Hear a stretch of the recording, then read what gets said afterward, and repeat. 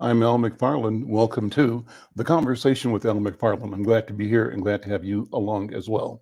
Well, on Fridays, we dedicate the program to a project we call the Healing Circle. It's usually co-led by my colleague and one of my mentors, Dr. B, Dr. Bravada Garrett Akansanya. She's not here today, recuperating, healing. The healer is healing. And so we wish her continued progress in her journey, and she'll be with us next week.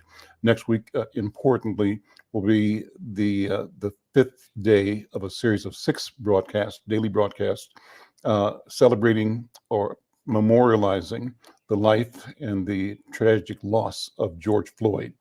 Insight News has declared next week, beginning Monday the 20th through the 25th, George Floyd Week. And we invite all of you anywhere in Twin Cities or anywhere around the country, around the world, to weigh in on a series of wonderful conversations, important, timely conversations, lest we forget, lest we let it fade into the memory, and lest we then make ourselves once again available to be pushed to the margin, to be forgotten, to be abused.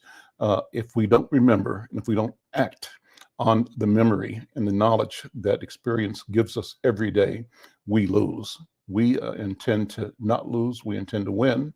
Winning for us is probably different from what other people think winning is. And winning for us is not a question of winning or losing. Our winning is a situation that means everybody lives, everybody gains, everybody grows.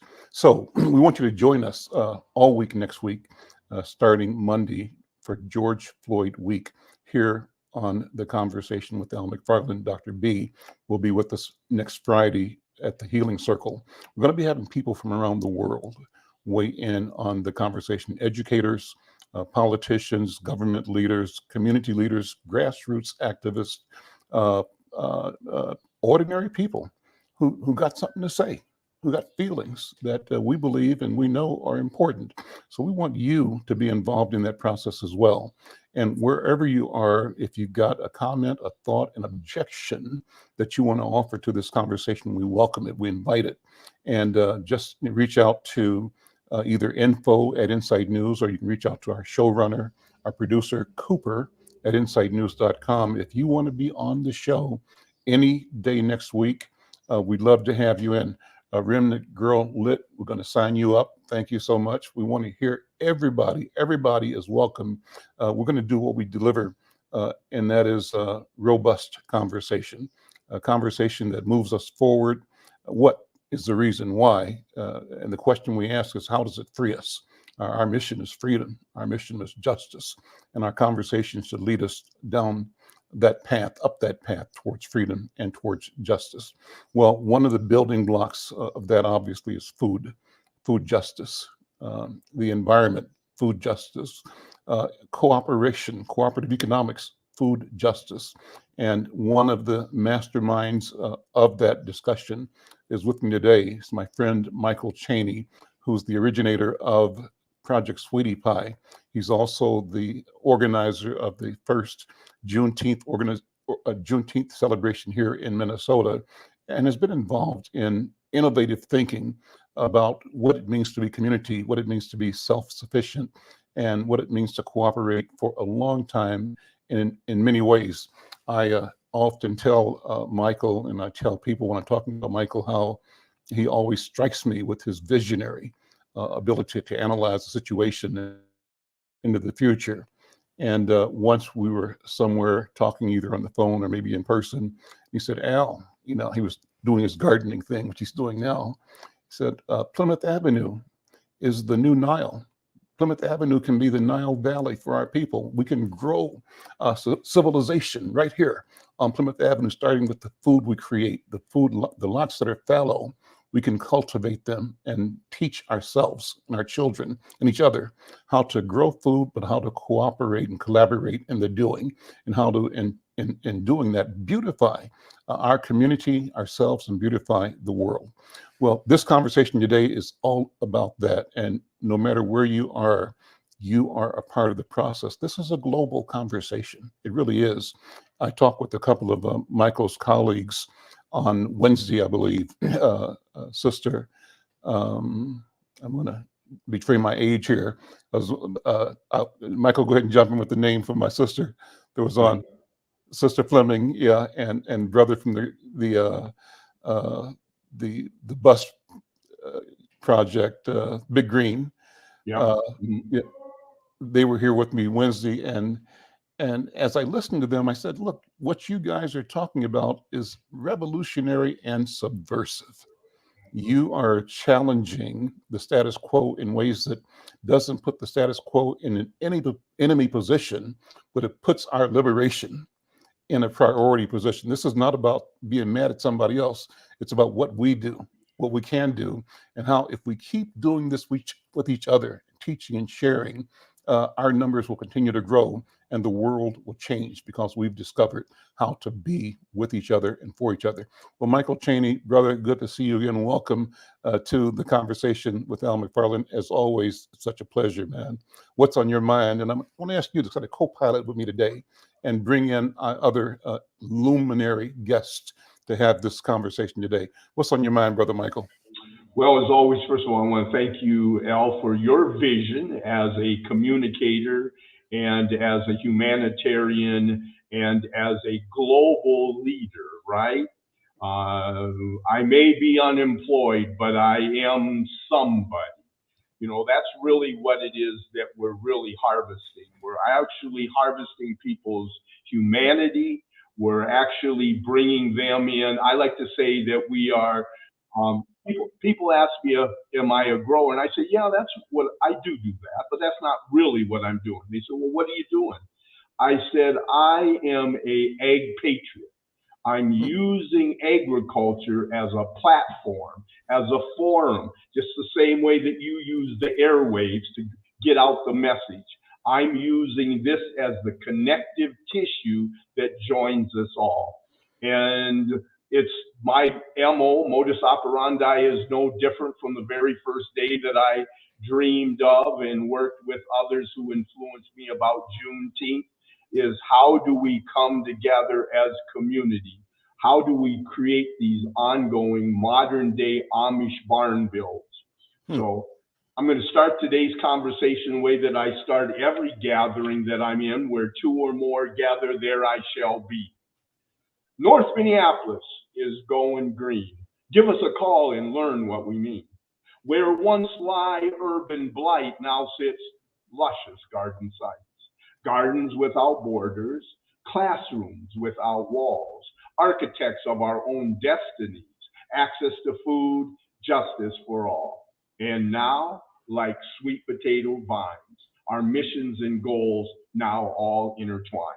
And so the people that I brought us together, Al, are also equally visionaries. These are folks who come from different walks of life, but who are intent on, committed to the uplifting of humanity, the transfer, lifting our communities up and out of poverty, and continuing the role of liberation.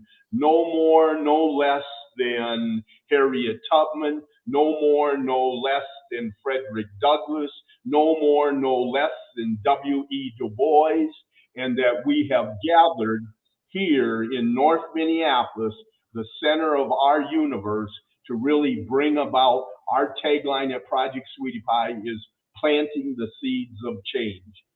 Project Sweetie Pie, the story of a community that came together, worked together for the common good of the youth and families of its community. For it takes a village to raise a child. We're growing good in the neighborhood. Good food, good schools, good youth and families. Education never tasted so good. And so that's really what we're doing is bringing in all of these folks. I always, when I think about the diaspora, Al, I always think about this incredible vase, right? It was this incredible piece of art that came out of the center of Africa. And it was dropped to the ground and it shattered into millions and millions of pieces. And the wind captured those shards of glass and pottery, and they spread all over the universe. And so, really, what we are doing as modern day griots, as modern day abolitionists, as modern day freedom fighters, we are really trying to really bring all of those pieces of shattered humanity back together. Because until we come together as humans, until we recognize that we have been broken, that the world has been broken, and if it all began as some stories would say in the Garden of Eden, what we are time travelers, and we're going back to the garden, and we're moving forward through space and time, really to do it right this time. And so I brought here today with you some folks who are on that path, who are following their purpose, finding their purpose. And one of our guests that is actually not here from Minnesota, but working with an agency, Elon Musk organization called Big Green, and they are here coming to town. The bus is, and we want to have everybody come out this coming Saturday to get on the bus. And so I want to start introducing, and I've been rattling on enough, but I want you to hear some of these other voices. Before you do, before you do, let me react to your comments already, which I always do, and to thank you for being the visionary that you are. As you're speaking, the image in my mind was the prophet was standing in the valley of dry and broken dead bones, and the Creator asked him, "Can these bones live again?" And he said, "If it's your will." The answer is yes. And we have the old Negro spiritual that came out of that, dim bones, right? Where we used to sing in church, the bones connected, they connected, and a new human was formed. Well, I think that's what we're doing now. Mahmoud Al-Qadi talked about, Al, let's contemplate on the question of memory, of remembering. And it's at its shallow level. You forgot something, oh, I remembered. But think more deeply into the language and the meaning of it. To remember is to reconnect that which was dismembered. And what you're doing, Michael, is remembering, reassembling. You called it 1,000 shards, right? The memory on right now is the reconnection, the reassembly. And what we discover at the end of the day,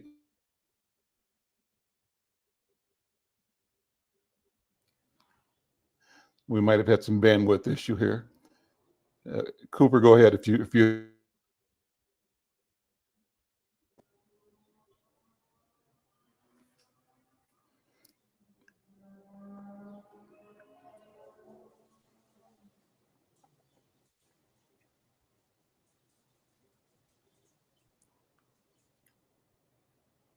There we go. So yeah, little technology there. But Michael, if you're back with us, if you're not, Sam, welcome.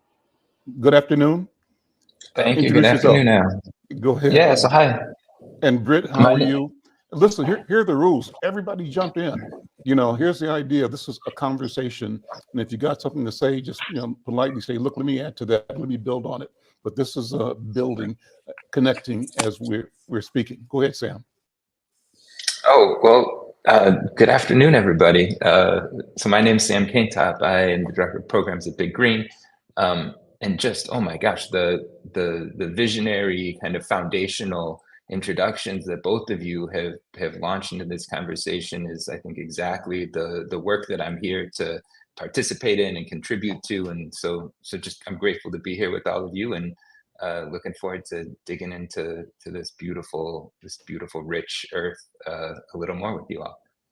Well, Sam, why don't you tell us a little bit more about Big Green?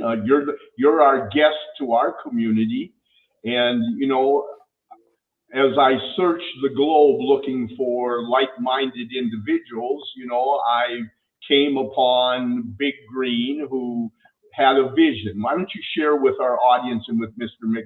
McFarlane, really what is the vision and how Kimball got his start? Well, first of all, thank you for inviting us to participate with you in all this great work that you all are doing. Big Greens, our work is centered around the idea that growing food changes lives. And that's something that I myself have experienced for me and for my family. Growing up, my family didn't grow food. You know, I grew up in Chicago. I live in Chicago, and that's not something that we did in my home. And as I grew older, I had this amazing opportunity to move into a home where there was a little defunct, tiny little garden plot. And I've always been a lover of food and eating and cooking food. And, you know, I connect with my family around the traditions that we have. And, you know, all of my favorite recipes are from my great grandmother and her grandmother that have been passed down in my family and all of those things. And so when I had the opportunity to grow my own food, like the light went off, and I started around food, but since then it's expanded in so many ways. I grow food I grow herbs that are medicine for myself and my family and the people I'm close to. I think of myself as a caretaker of the earth. And also as somebody who is able to then take those experiences that I've had that have changed me and open up that experience and invite other people to share their own experiences and connect around just that power, that being deeply connected to our place, to all of our, you know, I really like the indigenous ideologies of kinship, to all of our relatives that we're connected to, because that's who we are. And so at Big Green, what we do is we do that at as big as we can. So we work at a national level, and we bring gardens to people and communities, to grow at home, to grow in schools, to grow in community environments. We also bring funding to local nonprofits who are doing that work to help to just bring dollars and resources to the work. And then we contribute in, you know, the ways that are most make the most sense. Always really working alongside and kind of in support of the people who are leading in the communities where they're working. So yeah, that's what Big Green does, and that's kind of a little bit about me and how I connect personally to this mission, and kind of what I try to bring to my work every day and contribute to Big Green's work and our mission.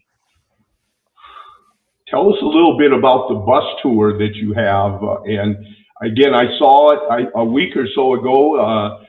Kimball was on air with Al Roker, and now that same bus that was being showcased in there is coming to town Saturday at Oak Park Neighborhood Center. So tell us a little bit about, Sam, about your mission of taking where people can come and get on the bus. Well, you know, Michael, I always hear you talk about thinking locally and thinking globally and acting locally. The bus, I think, is a little bit of that. We're always trying to think through and work towards exposing more people to the opportunity to grow food, to inspire people to say like, hey, this is something that you can do, and also then bring the resources. So, you know, across this bus tour, we started in Texas, in Austin and San Antonio, and moved up through Memphis and Atlanta, Georgia, and Savannah, and, you know, up to New York. Now we're here in Minneapolis. We've been working with our local partners to distribute gardens, pass out grow bags and seeds and gardening materials. So people who are coming, they might be gardeners themselves already and they need a little bit more. They might be people who have never gardened before and want to give it a shot. And so we try to bring that inspiration, and we try to bring those resources to just make it easy, right? And if we're doing it in a small level in one place, we know that we can do it bigger. And so the bus is a great way for us to bring attention, shine a spotlight, get some great attention like we're having right now, on all of the beautiful work that's already being done, and how we can contribute to that in a way that's, you know, that's shiny and bright and new and you know, is attractive and brings more people into the conversation. Michael, you there? Yes, sir. Yeah, go ahead. Keep it rolling. Well, again, this was, that's how I first got it connected with Big Green, Al, is they had an initiative called the Ultimate Garden Party. Project Sweetie Pie applied. That was their inaugural launch of that initiative. Project Sweetie Pie applied, and we were selected in their maiden voyage. And so that established this relationship with Big Green. But I didn't want to see it just be a media event, a one and done. And so we continued to carry on the conversation. Kimball was creating a thing called the Big Green DAO, and the event was so successful. We brought the Sounds of Blackness. We brought sustainability directors from the state, from the county, and the city together, because I really wanted to build the idea, not just do one and done, but I wanted to create sustained effort and to really bring it to scale. And so we did the event. Big Green started the Big Green DAO, which is a granting opportunity. And so, Sam, talk a little bit about, for the sake of any of our growers that are on the call here today, talk a little bit about Big Green, the Big Green DAO. Yeah, so the DAO, we talked about Big Green as a grant-making organization, and the Big Green DAO is, I think, probably our most successful endeavor in that we have created this community of grantees who are just like Project Sweetie Pie, doing this work in the places where they're at all across the country. And the way that the DAO works is that there was an initial committee of I think 6 members, of which Project Sweetie Pie was one. And they reached out to their people in their networks who are doing similar work and said, these are organizations that are really, really putting it in and making impact in their communities. And we're going to fund that work. We're going to stand behind them and we're going to invest in that. And their collective decision-making then created an expanded group.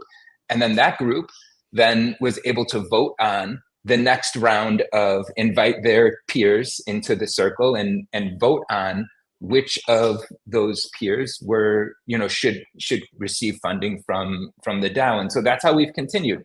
And as we've grown and as the organization, kind of the collective work of that organization have evolved, and we've continued to fund more organizations, we've also started to observe and recognize that there's some kind of foundational needs and opportunities in those organizations. So like website developing and marketing and storytelling and things that are, critical across the board for young, smaller nonprofit organizations that as a DAO we can collectively invest in and kind of raise that those resources up for all those organizations. So it's a combination of both funding and investing in the talent and kind of capacities of those organizations as well.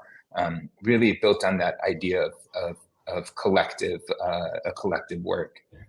So Sam and Michael, let me ask. So some of that funding that we've given here, Al, we've given funding to Appetite for Change. Mm-hmm. We've given funding to Pillsbury United. We've given funding to Zin Kalaluta, an indigenous organization. Shirley Sherrod down in Albany, Georgia. She has an 1,800 former slave plantation. So we were able to fund her. And so part of my work going out to Washington, D.C. last week was to really work with 10 other Black farm organizations around the country. And so those will be some of the agencies that we will now bring to the DAO to really see if we can get them funding so that they continue to do the great work that they're doing. Well, how does the funding happen? What do you do to create sustainable funding? How do these organizations, in your mind, move towards being self-sustaining over the long run? What is the economic change model that you are working and developing in this process? That's an excellent question, because we're still working in the nonprofit kind of industrial complex economic and environment that we're in. But because DAO stands for Decentralized Autonomous Organization, and it's a organizing and kind of governance structure that evolved out of Web3 and kind of crypto. It's not cryptocurrency, but it's in that world. And so a lot of the initial funding for the work really has come from the wealth that has been generated in that space. And then rather than those fundings, those dollars being directed by and controlled by the people who have the dollars and the philanthropists who are contributing, we're trying to really flip that model so that the dollars are being directed by the organizations who are doing the work. They see the need, they see the results, they see the impact, they know firsthand with their eyes, with their ears, with their connections, what's happening. And so, who's better to care for and steward those funds? And then really the proof is in the pudding of what is happening in, you know, across the sector, the food justice, food growing sector, especially. I mean, it's across the board. It's in urban agriculture. It's in school gardens. It's in rural communities. Everybody eats. Everybody needs to grow food, and we're working to create a new food system that is feeding all of us in ways that are just and right. And so our kind of vision, the work for the sustainability of the program is that it's going to continue to function and work in a way that's more efficient, more effective, more direct, getting the dollars exactly where they need to be. And again, the proof's in the pudding, so that marketing, like this bus tour, the people can see firsthand that this is working and something that is adding value and should be invested in. Al, I'd like to turn to Pee Wee Dread to answer that question, because as he said, the proof is in the pudding, and Pee Wee is not only a gifted artist. You know, people lose sight that artists are oftentimes the visionaries for movements, and so not only is he a gifted artist, but he's an amazing entrepreneur who has really, I think, captured some models that we can all learn from and bringing value added. I like to say, Al, that a family recipe is a family business suffering from arrested development. And so we've got to think more than just talking about growing the food, growing the specialty crops. Because the margins are so small, I think there's some new innovative strategies that folks like Pee Wee Dread are working on, and he's got an amazing suite of initiatives that really capture the advancement of this food movement in very remarkable, creative, and innovative ways. And I'll let him sing his own song. Well, I don't know how I follow that up, but I'm going to do my best. So one of the things that I do on Pee Wee Dread, greetings to everybody. Mr. McFarlane, God bless. You know, I've been following you for many, many years. Worked with your daughter for a long time when I was in the reggae scene, real tough in Minneapolis, but I'm still on the music scene. One of the things that I decided to do when I realized from working at the county that there was a disconnect between upward mobility in the community and how we were able to utilize nonprofits in a profitable way where they made an impact, and it wasn't just about just a project. So the project that we're at right now, the stage that we're at, primarily I started with Ghettos to Meadows to kind of piggyback on Michael's project Sweetie Pie, understanding that we have to take the green spaces, we have to take these spaces, create an added value product, which I did with Rasta Teas and created the hot sauce. And so I'll turn this in so you can see it. So we're partnering with the West Side Farmers Market as well to have other spaces where we support community efforts to get community markets in. I'm also expanded down in Louisiana with my Bayou Classic hot sauce, which is another product produced here in Minnesota as well as in Louisiana.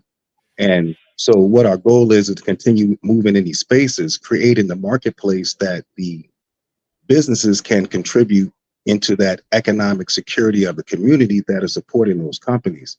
So one of the things that I want to do is create my hot sauce into a world's finest hot sauce model that allows for nonprofits like Project Sweetie Pie, even my own nonprofit, 40 Out of Poverty, to allow us to continue our mission. I have a 1 million meal march right now that's supported by Rasta Teas hot sauce.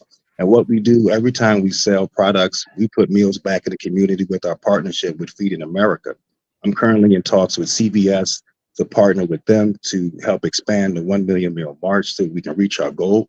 But currently we're at 55,000 plus meals, and you can follow us at rostateas.com, because one of my initiatives is to have the businesses, some people don't like to give money, but they like to buy things. So if they buy the sauce, we'll provide the meals, and it creates a model that allows us to become sustainable and create sustainability by doing proper marketing, doing proper engagement in the community. I work with OCHC in St. Paul as a board member to keep community health and all these different initiatives that we're tying into one big bow so that anybody can utilize it, but primarily to support Black and brown communities that have been disadvantaged.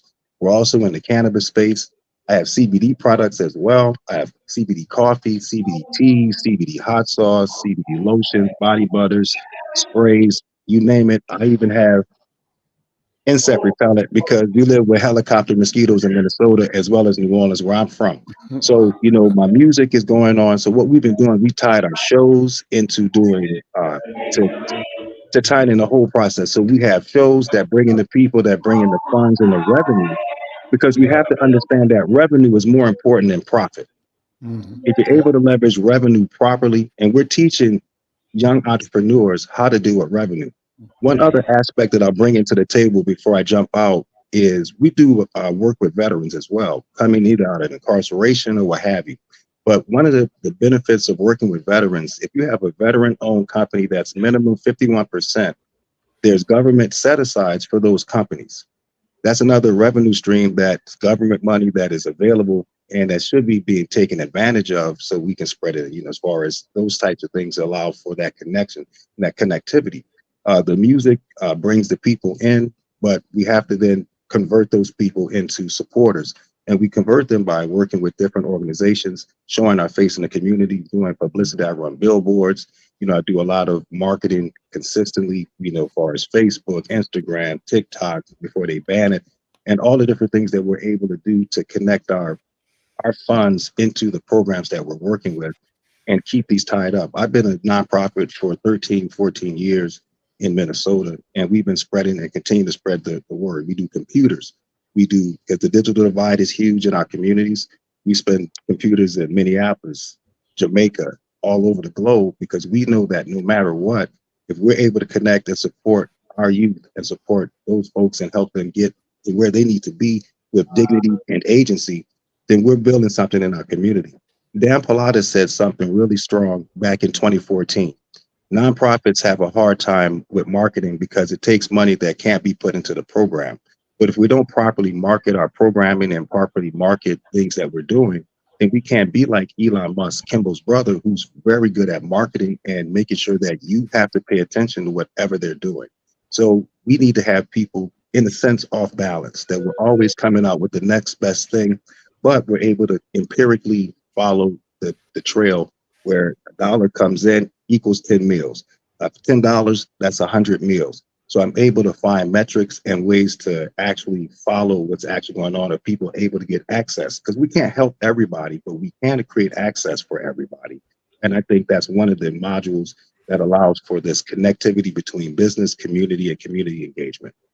So one of the things I'm extremely interested in what we're going to do in the cannabis space. So let's make a footnote here to come back, because I want to have an ongoing Yes. and in-depth conversation about equity and opportunity in the cannabis space. So we'll come back to that. Thank you. Go ahead, Michael. Well, I just want to make the connection what Pee Wee has really done here. Through his arts and entertainment, he is doing the same thing that Obama and Norman Lear did. That's how Obama was able to win the election, because he realized that he had to wed his political campaign to the American culture and through athletics, our sports franchises, and the musical celebrityhood that we as African Americans have brought to this country. But we haven't utilized and captured that kind of notoriety, fame, and success. So what Pee Wee has really done, I always like to say the only and probably the most successful nonprofit in America ultimately was the Girl Scouts. They created a Girl Scout cookie that became really their calling card. You may not even like, you might thought they were god awful, but you supported them because they were training the next generation of young leaders in entrepreneurship through their cookies. So we're taking some of Pee Wee's products, value-added products, and we're translating it out to the marketplace. So Project Sweetie Pie recently has bought a piece of property on Broadway and Thomas, and we're creating the Black Star Line fruit and vegetable emporium. So we're bringing value-added products that he has created, and we're bringing it to our community, to young people, so that we can go door to door, we can go direct, and really getting our community to invest in ourselves rather than investing in everybody else's success. And that's what we really have to change. Is really, I always like to say that the way we will recognize equity is when the products that are sitting on our big box shelf are more reflective of the diversities of our community. And that's exactly what Pee Wee is doing. So we're going to start selling door to door, just like those Girl Scout cookies, just like those kids that used to sell almond bark candy bars. We're going to be bringing the product to our celebrations like Juneteenth, Cinco de Mayo. We're going direct. And to add to that, it creates an opportunity for some of them. When you mentioned the athletes, so right now athletes have the biggest opportunity to create money through NILs or name and likeness deals. So Rasta Tees is already partnering with young people in Atlanta. I want to partner with young people here that want NIL deals, and we'll start creating that module, because that's another marketplace that's untapped in the Black community, but we're the main people that are being promoted and marketed. Well, I call all of this revolutionary. One thing that people have heard me say is too often in our culture, our society, in our country, we get the misery and they get the money. You're right. And it means that our misery is a source of profitability for others, right? But the equation has to be upended, turned inside out, upside down, and smashed, destroyed. And I hear you talking about doing that, because what you're saying is that we need to start seeing ourselves not as the problem, but as the solution. And you are bringing us forward as solution makers. We are the solution to the problem. Listen, let's bring some other people in. But before we do, let me do a station break, and Michael introduce other guests. This is a great conversation. Thank you all so much for being here. Station break and come right back. If you've not done so, consider getting vaccinated against the COVID-19 virus. At vaccine.gov, enter your zip code, your preferred vaccine type, and you'll get a map with locations eager to serve you. Getting vaccinated saves lives. Vaccine.gov can help you do your part. There we go. And then if you're listening anywhere, we want to hear your voice. So there's a comment section. You got a comment to make. We'd love to hear it. Shout out to Michelle. She's a regular viewer and supporter. And if you're new to the conversation or are here and haven't chimed in, we want to hear your voice as well. Drop a comment here, drop a note, or even send an email to Cooper, our producer, Cooper at Insight News, and we can bring you into the conversation as well. Michael, let's keep going. Well, I want to bring in Britt Howell right now because, our communities have been upheld. When we talk about health, wealth, and well-being, it's been held up by the women in our community that have really been holding it down. So I want to bring in Britt and LaVon, both who are very active in health and well-being and have been real pioneers in a lot of different fronts. Britt is well known in the arts and entertainment world through all of the work that she's done amazingly. And her and Pee Wee and I, we go back probably 15 years where we were both on this mission to really create what I call a food-focused future, where ag meets food grows culture. And so, Britt, why don't you talk a little bit about your lifestyle and how you see it being integral to really raising the bar and really turning our communities, bringing success to our community. Hello, everybody. First, I want to say hello and welcome to welcome my guest in town here. I'm Britt Howell with BF50 Indigenous Health. I am the garden lead for Minneapolis Park and Recreation, where I grow indigenous medicine. And this year, for the first time, I'll be growing sacred tobacco. And I grow my own food and teach plant-based education. I have been vegan for most of my life. That's a long time. And so I really try, it's not just about being vegan. I really try to get folks to understand how veganism works with the environment. And so when I was asked to be part of this event by Catherine and Michael, I went and researched everything about Big Green. I probably know Big Green better than Big Green. So I have been following their efforts. Catherine first called me last summer. I started following their efforts then and became totally engrossed. And then I was invited to meet with them in November of last year. And from there, I gathered that what I do here and beyond here, including, DMV, because that's where I'm from, plus here in Minneapolis and Minnesota, I realized that their mission tied into everything that I believe in. And so one of the reasons I'm excited about this weekend is folks get to see on this big truck, as they call it, the big green truck. I put on the flyers. I think I put get on the bus, because they get a chance to see, feel, touch, and learn a lot about what plant-based food is, and about gardening, farming in a very eco way. One of the things that they have is this educational training. And what I liked about these garden beds is they don't just give you these garden beds and walk away and say, figure it out.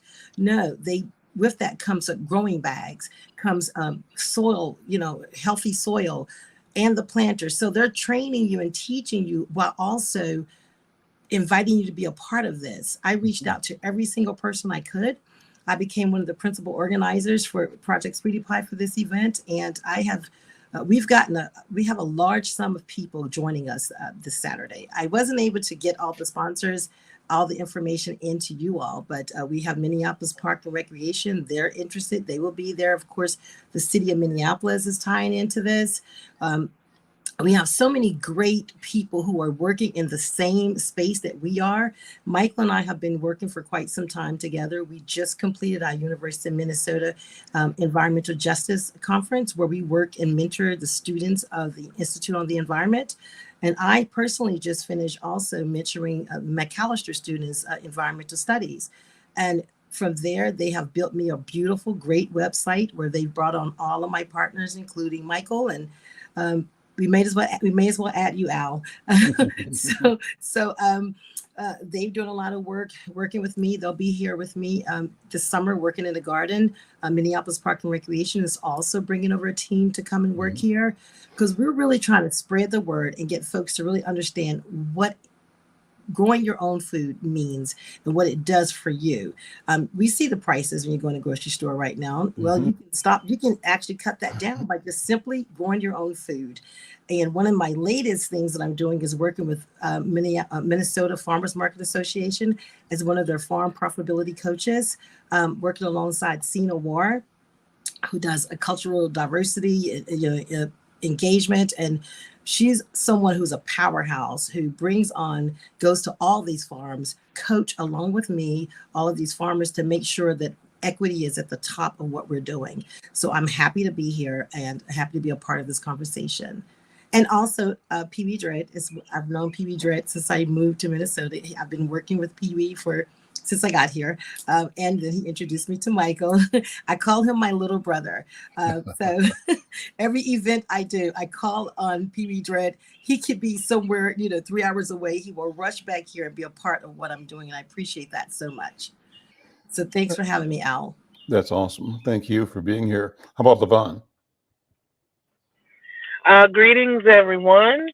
My name is Levon Jones, and I am the founder of Sacred Woman Healing Circle. And I've been real invested. I'm learning, but I've been real invested in what we call in our group mastering accountability. We focus on that. The women in our group, we focus on giving back to our community, focus on the mother's love, focus on preventative health.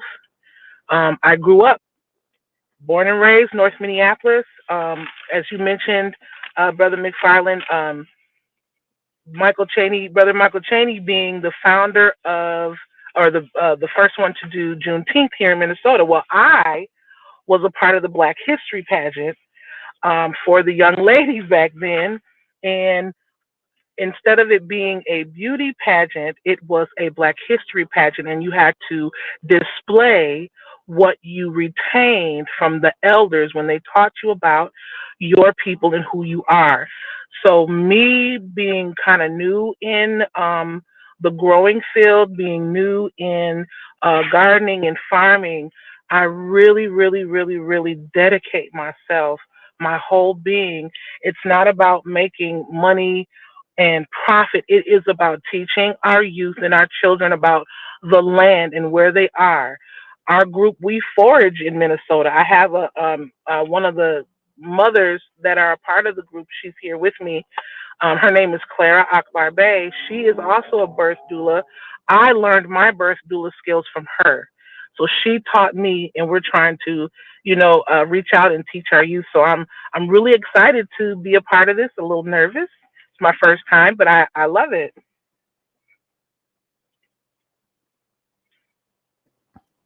Michael, so what do you see as well? First of all, let me have you make the invitation for tomorrow, for Saturday, so people know they should come, and where and when and how long and what's going to happen tomorrow. And you're muted. Unmute, Michael. I'm going to turn that over to Britt. Okay. She's the hostess with the mostest. Go ahead. So I'll let Britt go ahead and give us all the details. Hi again, everybody. So one of the things that we plan on doing, of course, we're going to open up with a proper land acknowledgement. We will have native drummers, spoken word artists, our wonderful brother PB Dredd will serenade us with some music. From there, we're going to go into garden planter training. We have tree planting opportunities. So if someone wants to come in and get involved, if you want to come and learn how to properly plant trees, please show up. And we'll be remiss if we didn't mention that this is part of the Rito's Door Open weekend as well. So we have a lot of volunteer projects that's going to be going on. We have the city of Minneapolis coming in to plant ginkgo trees. So if anyone wants to come and learn how to plant ginkgo trees, join us. And of course, as you already know, Big Green will be doing some training on the planters that they have. There's photos that we have. I don't know if Michael has them on the website of the planters, but they're beautiful. It's not your average garden planters. It looks like architectural work. So much so that when I asked Minneapolis Park and Recreation, would they want me to have one here at Bridalveil, they were nervous because this Bridalveil is a beautifying garden. And I don't think they wanted to be upstage with that. So they said, let's reach out to some other gardens. So unfortunately, I will not have one at Bridalveil, but I will have them at other Minneapolis parks. We're going to have a BF50 coloring. It's called our calming coloring activity.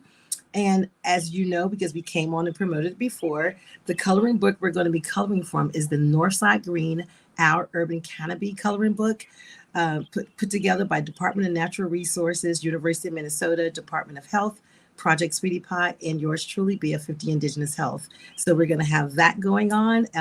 As a host of other things, we're going to have food from Dee Dee, who cooks with the Project Sweetie Pie over at Oak Park. And actually, she cooks like every week and gives all of that food out to community. So we're going green, staying green in North Minneapolis. So join us. Pee Wee Dredd, brother, let me put you on the spot, and I think you can appreciate this. You probably can either, if you got something you're working on for tomorrow, or speaking some rhymes just for today. What's on your mind? Just drop some knowledge on us. But see, they say that Africa still is my home, but see, that's still true. But yet they brought me to America, but I came here to take care of the brothers and sisters they put down. I'm doing my part to turn it around. I read the paper each and every day. Another brother died, his mama thrown away, but he's still crying all these tears of sorrow. But another brother's dead in the paper tomorrow. It won't stop. It will not pause. Violence still be the king and drugs still be the cause. They call us animals illiterates. You see, they're still hiding. They won't help us to deal with this. They'll trick you, tell you not to trust me. My words is oil because justice is rusty. How long we gonna let ourselves suffer? Big Green, word to the black brother. All right. Love it. Love it. Michael, what are your thoughts? Well, I think that this is a conversation that should not stop. And my vision, Al, is unfortunately in our community, they have us chasing the police and the police chasing us, that these kind of progressive ideas and visions rarely get shared. And the more that we can assume the position, as they like to say, where we're going green, you don't have to be a genius to realize that much of the federal funding over the next 20, 30 years is going to go to address global warming. And my whole intent, why I've dedicated the last 15 years of my life to really moving us from taking us out of the trunk where they've got us thrown like a bag of kittens and moving us up into the driver's seat. And here are some of the engineers, some of the architects that really have the knowledge, the vision, and the skills that they have been sharing this journey with me. There's men and women like us all across this nation, and that it's time that Project Sweetie Pie, our tagline is inform, infuse, inspire, instruct. And our 4 stages are stage 1, scattered garden, stage 2, social media, stage 3, season extension, and stage 4, where we are right now, I call pi squared, green to the second power. And that's really looking at workforce strategies, infrastructure, and new and emerging green enterprises. So that's why today I wanted to share with you some of the vision and leadership of these folks, because health is wealth, and where we do a decent job or potentially in youth development, community development, we now have to, this is America, a free enterprise system. We really need to put the focus on economic development. So that's what we hope to do tomorrow. To Sam, what is the tagline for Big Green? Is growing food changes lives. Exactly. So come on, get on the bus, and we will be giving away some grow bags. We have these raised beds that we are going to be placing at schools, at daycare centers, at hospitals, at school systems, because we want to make sure that we're growing agency in our community and that all boats rise. And now through this raised beds that we are working in partnership, we have some infrastructure that we can actually kind of get people jump started and bring them into the green new world. Let me take these last few minutes and ask each of you to kind of go back into your own personal history and your family history. And because the idea is that what you're doing represents that you're not here alone, that you are standing on somebody's shoulders. And I think it's always important and appropriate to acknowledge from whence we have come, and that sort of confirms where we're headed. Britt, let me ask you first, what's your genealogy story, your creation story? If I dropped in to your world today and asked you, who are you and what is your mission? Why do you exist? What's the elevator speech? I am first and foremost Louise Ross Howe's daughter, a Choctaw Cherokee Indian, Irish and Black woman, and a Bayesian West Indian father who started growing food in the 3rd grade. I watched my mom plant food and grow it, and I thought it was magical. So the first thing I ever grew was tomatoes. Took them forever to grow. I was in West Virginia, and I thought it was a trick. And I said, this is, some mess. This is not going to happen. Came home from school one day, beautiful tomatoes on the vine. And from that day forward, I was sold. And by the time I was in the 4th grade, came home and said, I'm never going to eat meat again. And they start laughing. They said, good luck with that. And before you know it, everyone understood. They supported me as a child. And that's where I've been all my life, just eating healthy, growing food. And it comes from having someone who nurtured me and believed in what I was doing at such a young age. I had parents who said, this is what she wants to do, support her. And so they did. And so here I am, 55 years later. Pee Wee Dread, same question, and I'll phrase it this way. Who are you and what's your mission? What's your relationship with the Creator and with creation? Well, I always give thanks and remembrance to the Most High at all times, because without that energy, I'm not here. Uh, my parents, my family, actually, Amazon has a documentary on my great great great grandfather, Abdul Rahman Ibrahim Ibn Sori, who was taken from Mali, Africa, to Fouta province. He was a prince out there. It's a documentary called Prince Among Slaves, brought here, dropped off in Woodville, Mississippi on the Foster Plantation. That's how I get my surname Collins, as part of his children went with the Collins. But at that same token, I also have family that's related to Louis Armstrong, my grandmother who just passed after 100 years, that taught me about gumbo and taught me about growing things in her garden. And my grandmother from Faraday, Louisiana, that sat with Jerry Lee Lewis Town and Jimmy Swagger, and she grew upper ground sweet potatoes and taught me how to make the best sweet potato pie you ever taste. I guarantee it. And gumbo and red beans. So I also have all these different things that are incorporated into who I am, my music, my entrepreneurship. My father was an accountant. My mother was a school teacher. So of course I'm a musician. So it just, all those things kind of came into who I am. And I realized that for me to stay connected to my community, I have to always bring back the Sankofa, like Mike and I talked about years ago, looking back to know where I'm going. Know that I have to give reverence and appreciation and love to all those that came before me, and then do better for those in front of me. Because the earth is not given to us by our parents. It's on loan to us from our children.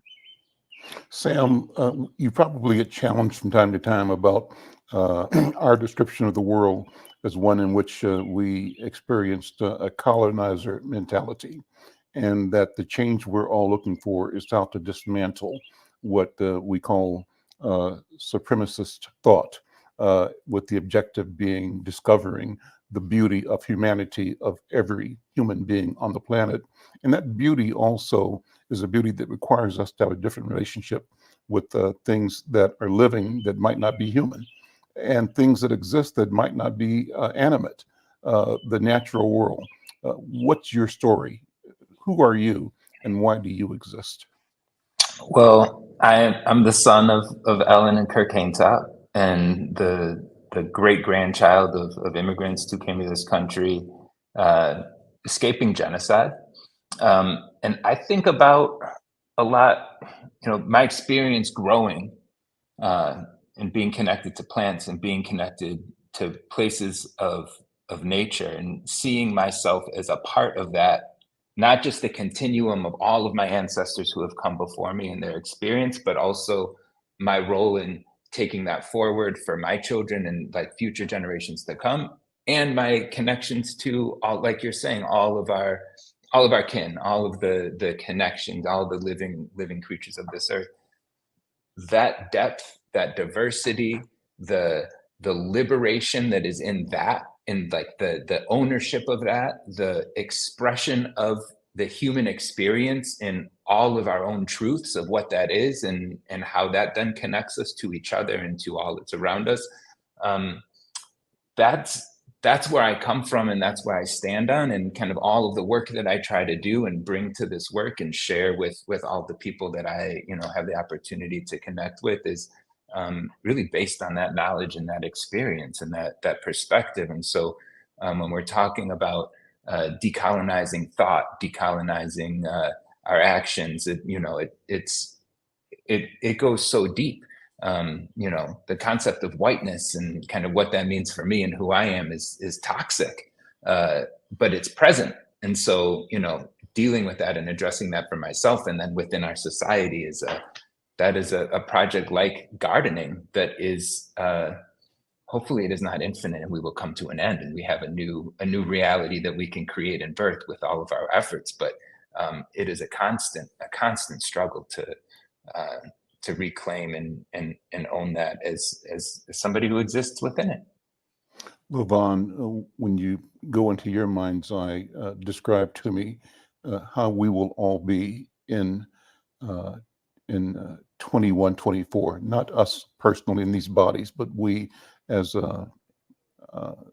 inhabitants, our kin and our descendants what will we have created for them to say, this is what our ancestors set us out to do? Levon, what do you think? Well, first I'd like to say that I am the organic woman of the land.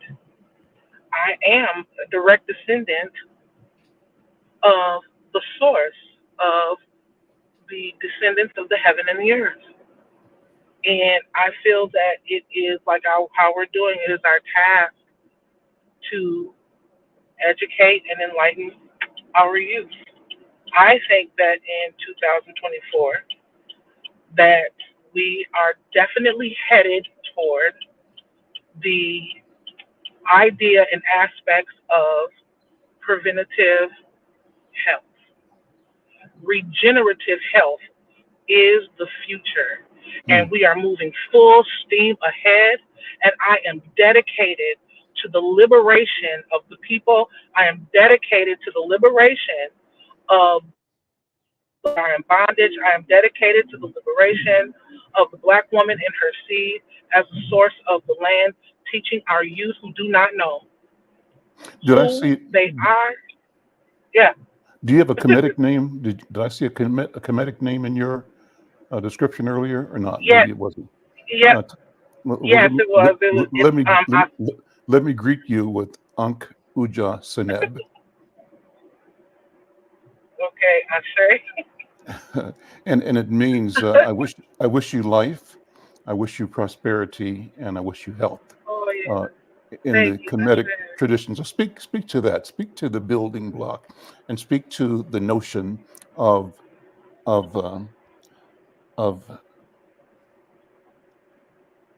divine speech.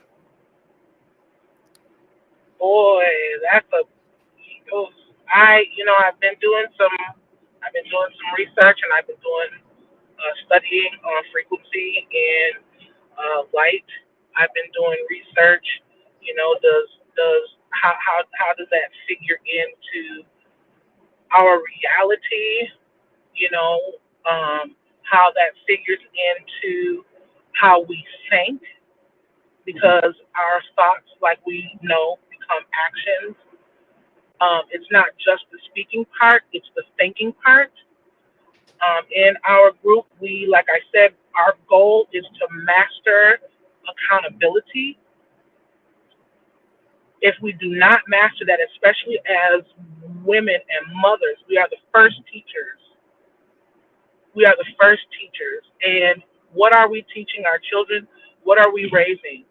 So our thoughts are directly connected to the land, are directly connected to the food. They say don't make food or do things out of anger. You want to, what we call, because I have a whole list of aunties, and when you prepare something for someone, what are you thinking about? Make your food with love. And I believe that that is, we are regaining and reclaiming and restoring that idea. And I think that that will also help to progress us and push us even further. So that's what I think. That's awesome. Michael, let me have you close with this question and meditation or contemplation. And that is what, Michael, what will you and I and Sam do in examining the harm of patriarchal hierarchy? What have we wrought? What is it that allowed us to pursue the shorthand, the shortcut of violence versus the long path of education, of regeneration, and of cooperation? And how do we deal with that now? What do you see? What do you say? Unmute.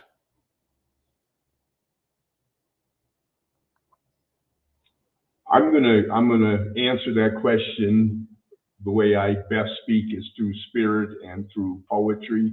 And I was commissioned by Kimball and Big Green last year to come to their big fundraiser, and they asked me to write a piece to summarize where I saw the future and the work that they and Project Sweetie Pie was doing. So I'm going to share that with our audience, and it's called "How Does Your Garden Grow?"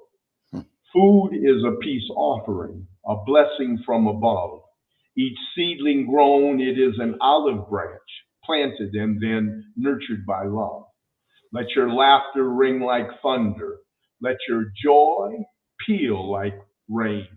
Come run your fingers through some rich black soil and then watch that richness heal your trauma and your personal pain. Let your harvest be your bounty. Let generosity and altruism be your fare. When we grow food together, kindness and compassion becomes the true currency that we share. For growing food changes lives. I know, for I am a witness too, that a garden is a thing of beauty and wonder, one of nature's many jewels. As an urban farm practitioner, I've grown. I've become a true believer over time that growing food changes lives. I know, because growing food has changed mine. That's a mic drop. Listen, sisters and brothers, thank you so much.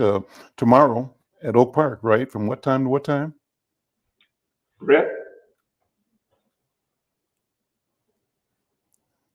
Britt? Where's Brett? Unmute Britt if she can. Sorry, I'm here. It's Yeah. going to be from 10 to 5. So 10 a.m. to 5 p.m. at Oak Park. And the address is 1701 Oak Park Avenue, North Minneapolis. See you all there. Take care. I'm Al McFarlane. This is The Conversation. We'll see you next time. Take care. Bye-bye. And thank you. Goodbye. Bye-bye.